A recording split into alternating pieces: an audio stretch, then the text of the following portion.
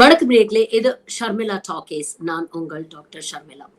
இன்னைக்கு ரெண்டு வீடியோ உங்களுக்கு காட்ட போறேன். ரெண்டுமே அடுத்த தலைமுறையை பற்றி. முதல் வீடியோல உத்தரப்பிரதேஷ் மாநிலத்துல கிட்டத்தட்ட 55 லட்சம் குழந்தைகள் 10ஆம் வகுப்பு பொதுத் தேர்வு எழுதியிருக்கிறாங்க. அதுல பிராச்சி என்கிற ஒரு குழந்தை முதல் இடத்தை பெற்றிருக்கிறார். மாநிலத்திலேயே முதல் இடத்தை பெற்று ஒரு சாதனையை படைச்சிருக்கிறார். இந்த பிராச்சி சம்பந்தப்பட்ட வீடியோ பாத்தீங்கன்னா சமூக வலைதளங்கள்ல வைரல் ஆகுது.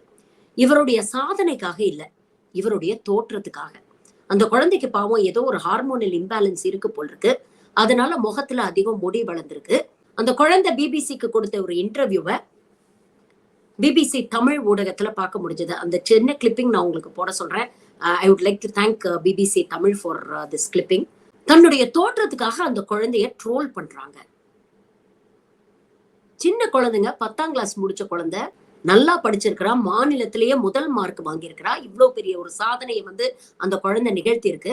ஆனா அதை பாராட்டாம சமூக வலைதளங்கள மக்கள் அந்த குழந்தையுடைய தோற்றத்தை வைத்து அந்த குழந்தையை கிண்டல் பண்றாங்க, கேலி பண்றாங்க, ட்ரோல் பண்றாங்க. எப்படிப்பட்ட சமூகமா மாறி கிடக்கிறோம் பாத்தீங்களா? குழந்தைங்களுக்கு நாம என்ன சொல்லி வளர்க்கணும்? உன்னுடைய அடையாளம் உன்னுடைய தோற்றம் கிடையாது. உன்னுடைய அடையாளம் உன்னுடைய திறமை, உன்னுடைய அடையாளம் உன்னுடைய ஆளுமை. தோற்றத்தை வச்சு எவனாவது உன்னை எடை போடுறான்னா அவங்க கிட்ட இருந்து விலகி நில்லு. உன்னுடைய திறமையை எவன் மதிக்கிறானோ அவன்கிட்ட மதிச்சு பேசு. அப்படின்னு தானே குழந்தைங்களுக்கு சொல்லி வளர்க்கிறோம். அதுதானே இந்த குழந்தைக்கு தன்னம்பிக்கை கொடுக்கும். ஒரு 15 வயசு குழந்தைய, உடல் ரீதியாக ஏதோ ஒரு பிரச்சனை அந்த குழந்தைக்கு இருக்கு அப்படிங்கறத கூட புரிஞ்சுக்காம, அந்த அடிப்படையை கூட புரிஞ்சுக்காம அந்த குழந்தைய ட்ரோல் பண்றாங்க. அந்த குழந்தை ரொம்ப வருத்தப்பட்டு சொல்லுது, என்னுடைய வீடியோ ரொம்ப வைரல் ஆகுது அப்படிங்கிறது ஒரு பக்கம் எனக்கு சந்தோஷம்தான். ஆனா என்னோட சாதனையை பற்றி பேசாம என்ன தோற்றத்தை பற்றி பேசுறது எனக்கு கொஞ்சம் வருத்தமா இருக்கு. இருந்தாலும் எங்க அப்பா அம்மா எனக்கு தைரியம் சொன்னாங்க, இதுக்கு சீக்கிரம் ட்ரீட்மெண்ட் பண்ணிடலாம், கவலைப்படாதன்னு தைரியம் சொன்னாங்க அப்படின்னு அந்த குழந்தை சொல்லுது. அந்த குழந்தையோட பெற்றோரும் அதே தான் சொல்றாங்க. நாங்க குழந்தைக்கு தைரியம் சொல்லி வளர்த்தோம். இந்த எக்ஸாம் முடிஞ்சோன்னா உனக்கு ட்ரீட்மெண்ட்டுக்கு நாங்க ஏற்பாடு பண்றோம் அப்படின்னு சொன்னோம். அந்த குழந்தையோட ஸ்கூல்ல இருக்கிறவங்களே அதை தான் சொல்றாங்க. ரொம்ப நல்லா படிக்கக்கூடிய குழந்தை, மாநிலத்துல டாப் 5ல கண்டிப்பா வருவான்னு நினைச்சோம். அவ எங்க பேரை காப்பாத்திட்டா, எங்க உழைப்பு வீண் போகல, மாநிலத்திலே முதலாம் மாணவியா வந்திருக்கிறா அப்படின்னு பெருமைப்படுறாங்க. இந்த வீடியோ வைரல் ஆனதுக்கு அப்புறம் இப்போ உத்தரப்பிரதேச அரசாங்கமே முன் அந்த குழந்தைக்கு அரசாங்க செலவிலேயே நாங்க ட்ரீட்மெண்ட் பண்றோம் அப்படின்னு ஏத்துட்டு இருக்காங்க. அதற்கு உத்தரப்பிரதேச அரசாங்கத்துக்கு ஒரு பெரிய பாராட்டையும் நன்றியும் நாம தெரிவிக்கணும். இன்னொரு வீடியோ, கிரேட்டர் நோய்டாவில் மாணவர்கள் எல்லாரும் காங்கிரஸை எதிர்த்து, ராகுல் காந்தியை எதிர்த்து களத்துல நின்று போராட்டம் பண்றாங்க. எல்லாம் 18ல இருந்து 22 வயசுல இருக்கக்கூடிய மாணவர்கள் எல்லாரும் பாத்தீங்கன்னா பயங்கர மாடர்னா இருக்கிறாங்க, நல்லா பேசுறாங்க, எல்லாம் பண்றாங்க. எல்லாரும் ஆளுக்கு கையில ஒரு பிளக்கார்டு. என்னன்னு பார்த்தா, காங்கிரஸ் சொத்தெல்லாம் பிடுங்கி முஸ்லிம்களுக்கு கொடுத்துரும் அப்படின்னு நரேந்திர மோடி பேசினார் இல்லையா?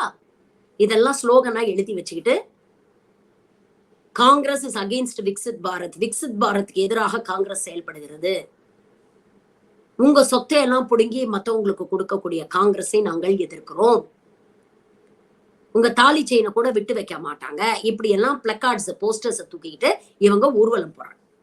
காங்கிரஸை எதிர்த்து காங்கிரஸோட ஆபீஸ் வாசல்ல போய் போராட்டம் பண்றதுக்காக இவங்க எல்லாம் கிளம்பி போறாங்க.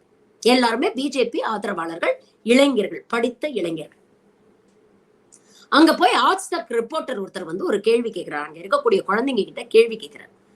என்ன பிரச்சனைக்கு போராட்டம் பண்றோம், எதுக்காக போராட்டம் பண்றோம், யாரை எதிர்த்து போராட்டம் பண்றோம், இப்படி அடிப்படையே தெரியாம கையில ஆளுக்கு ஒரு பிளக்கார்டு தூக்கிட்டு வந்திருக்கிறாங்க. காங்கிரஸ் மேனிபெஸ்டோ பாத்தீங்களான்னு கேட்டா இல்ல. அதுல என்ன இருக்குன்னாவது உங்களுக்கு தெரியுமா? இல்ல. இன்ஹெரிட்டன்ஸ் டாக்ஸ்னா என்னன்னு தெரியுமா? தெரியாது. வெல்த் டாக்ஸ்னா என்னன்னு தெரியுமா? தெரியாது. யாருடைய சொத்தை எடுத்து யாருக்கு கொடுக்க போறாங்கன்னு ஏதாவது விவரம் தெரியுமா? தெரியாது. எதை கேட்டாலும் தெரியாது. விக்சித் பாரத்துக்கு எதிராக காங்கிரஸ் செயல்படுதுன்னு சொல்றீங்களே, எப்படி செயல்படுதுன்னு சொல்றீங்க? தெரியாது. இப்படி எதுவுமே தெரியாம, எந்தவித அரசியல் புரிதலும் இல்லாம, அத பத்தி தெரிஞ்சுக்க முயற்சியும் பண்ணாம, இவங்கெல்லாம் போராட்டத்துல நிக்கிறாங்கன்னா, யாருடைய தூண்டுதல் பேர்ல இவங்கெல்லாம் போராட்டம் பண்ண வந்திருப்பாங்க? யோசிச்சு பாருங்க. அப்ப எந்த அளவுக்கு பிஜேபி இன்னைக்கு நாட்டில் இருக்கக்கூடிய இளைஞர்களை மூளைச்சலவை செய்கிறது? பச்சை பொய் பேசுறாங்க நாட்டுடைய பிரதமர். அதை எல்லா மீடியாவும் வெளிப்படுத்துறான். எல்லா ஊடகங்கள்லயும் நாளா செய்திகள் வருது. காங்கிரஸ் மேனிபெஸ்டோல இல்லாத விஷயங்களை மோடி பேசுறாரு, முஸ்லிம்களுக்கு எதிராக வன்மத்தை கக்குறாரு அப்படின்னு எல்லா ஊடகங்களையும் வருது. கொஞ்ச நாள் முன்னால கர்நாடகால சில இளைஞர்கள் பேசின வீடியோஸ் நம்ம பார்த்தோம், வைரல் ஆச்சு. எவ்வளவு தெளிவா இன்னைக்கு நாட்டுல இருக்கக்கூடிய பிரச்சனையை எவ்வளவு டீடைல்டா தெளிவா அனலைஸ் பண்ணி 10 வருஷத்துல மோடி என்ன செஞ்சாரு அப்படிங்கிற கேள்வியை கேட்கிறாங்க சவுத் இந்தியால இருக்கக்கூடிய இளைஞர்கள். ஆனா நார்த்ல இருக்கக்கூடிய இளைஞர்களுடைய நிலைமையை பாத்தீங்களா? எல்லாரும் இப்படி இருக்காங்கன்னு நான் சொல்ல வரல. ஆனா இப்படி பிரெயின் வாஷ் பண்ணி இவங்களை கூட்டிட்டு வந்து காங்கிரஸ்க்கு எதிராக போராட்டம் பண்ண வைக்குது இந்த அரசியல் கூட்டம். மீண்டும் ஒரு முறை இவங்க ஆட்சிக்கு வந்தா இங்க இருக்கக்கூடிய மாணவர்களுடைய நிலைமை என்ன ஆகும்னு கொஞ்சம் யோசிச்சு பாருங்க. சிந்திக்கிறதுக்கான வாய்ப்பை கொடுத்தாதானே இவங்க எதிர்த்து பேசுவாங்க. அந்த சிந்தனையே செதைச்சிட்டோம்னா, அந்த திங்கிங் கெப்பாசிட்டியே இல்லாம பண்ணிட்டோம்னா, அந்த பகுத்தறிவி அப்படியே பாழ் பண்ணிட்டோம்னா, நம்மளை எதிர்த்து கேள்வி கேட்க மாட்டாங்கல்ல. அப்படிப்பட்ட ஒரு தலைமுறையை தான் இந்த சங்கி கூட்டம் இன்னைக்கு உருவாக்கிக்கிட்டு இருக்கு. ஒன்னும் தெரியலங்கிறத ரொம்ப பெருமையா சிரிச்சுக்கிட்டே வேற அந்த கேமரா முன்னால அவங்க சொல்றாங்க, என்கிட்ட கேட்காதீங்க, அவர்கிட்ட கேளுங்க, என்கிட்ட கேட்காதீங்க, அவர்கிட்ட கேளுங்கன்னு ஒருத்தரா. சரி, யாராவது ஒருத்தராவது அந்த கூட்டத்துல தெளிவா இருக்காருன்னு பார்த்தாங்கன்னா யாருக்குமே அந்த தெளிவில். அப்போ ஒரு பக்கம் நல்லா படிக்கிற பிள்ளைங்களை இந்த மாதிரி ட்ரோல் பண்ணி உருவக்கேலி செஞ்சு அவங்களுக்குள்ள இருக்கக்கூடிய தன்னம்பிக்கையை செதைச்சு அவங்க வெளியில வராம பண்ணிடுறது ஒரு பக்கம். இன்னொரு பக்கம் இந்த மாதிரி மூளைய மழுங்கடிச்சு எதிர்காலமே இல்லாம ஒரு இருண்ட காலமா மாத்துறது இன்னொரு பக்கம்.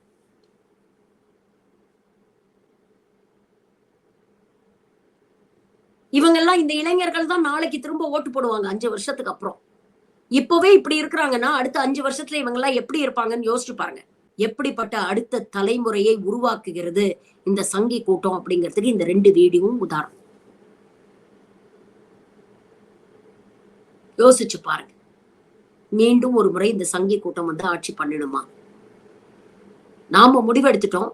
நார்த்ல இருக்கக்கூடிய மக்கள் என்ன பண்ண போறாங்களோ தெரியல. ஒவ்வொரு நாளும் அதை நினைச்சாதான் பயமா இருக்கு.